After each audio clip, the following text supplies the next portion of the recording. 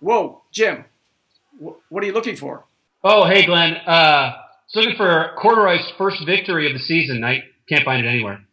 Good luck. Welcome to week 2 of the Castro Recap Show. All right, let's get down to business. We got to start with the bloodbath that was the game of the week. I expected a much closer game. In fact, I picked Sanchez to win. I picked the Mighty Chance to win. He did by nearly doubling the Sanchez's output this week. It was incredible. Which leads me to what we have tonight. We have an exclusive interview with the Mighty Chance. Take a look. You've had great success this year, Tremaine. How do you balance your life these days? What I like to do and how I like to attack every single day, during the season, of course, let's be honest, even in the off season. I like to spend all of my work time, whether it's in the car, conference calls is great time for me. Right. I like to spend all of that time, every single moment I'm getting paid, to work on my lineup. Tremaine, get your creepy ass fantasy football friends out of here. I guess that does it for tonight. Thanks, Tremaine. Back to you. Wow. That was it. So, like we said, Chance versus Sanchez, not a great matchup. We'll do that this week, conducting a much more competitive game of the week. I hope But so. looking quickly at the other games of the week last week, Glenn, what stood out for you? I'll tell you what stood out. Coup de grace Bullheads. I do notice that 2 of my players came up with 0 points. I only needed half a team to beat the Bullheads this week. Next game, Corduroy Patterson and the Dizzle. I say that we helped him out last week by shaming him into starting the Red Rifle. That gained him 2 points. I'm thanking Chris for drafting Toby Gerhardt because I had him on my list. I was a little upset. I'm not so upset now. Across the screen at the Dizzle, 0 points from both starting wide receivers. You rarely see that with a victory. I think it's going to be a long season for Corduroy. His teams are built for December. Let's not write him off. You're right.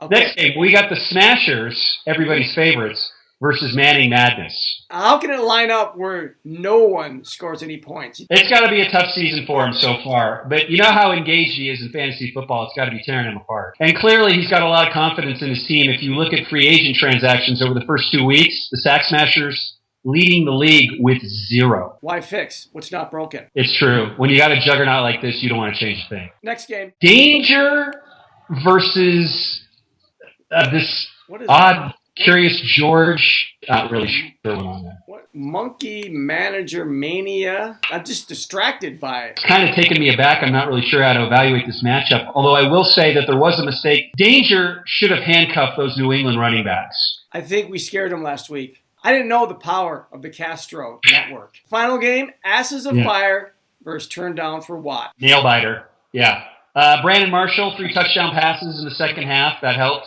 It also helped that Dwayne Allen, Watt's tight end, did not catch a pass and was credited for just half a point for a tackle. Also helped that Jamal Charles, I don't know, what was he? Number 2 pick of the draft, number 3 pick of the draft, 0.5. Did he make a tackle too? Thank God he didn't play his kicker who put up 15.5 because that would have been a ball game. We've got a problem emerging in the league, Glenn, related to Castro Chat. Who is the producer of this show? I've only seen the 2 of us at the meetings. There is someone out there who has a lot of input. Yeah, kind of a self-appointed executive producer. Demands for everyone else in the league. They are required to be on the show, and they just wear a tie. I don't know where that came from. I guess we'll just have to keep an eye on the situation, see how many more really excellent ideas get sent our way for how to produce Castro Chat. Do you think there needs to be disciplinary measures? I think there could be. I think we should look at that. But maybe the disciplinary measures could come from another source. Maybe his wife, Catherine, should step up. Slide Chris into a little timeout mode. I think the whole league would benefit from that, not just this show.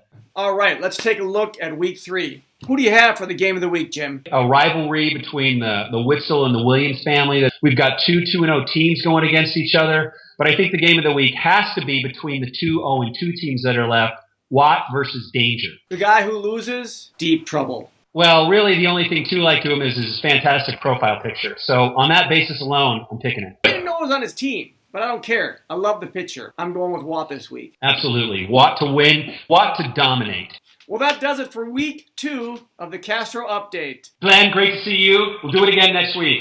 Good to see you, Jim.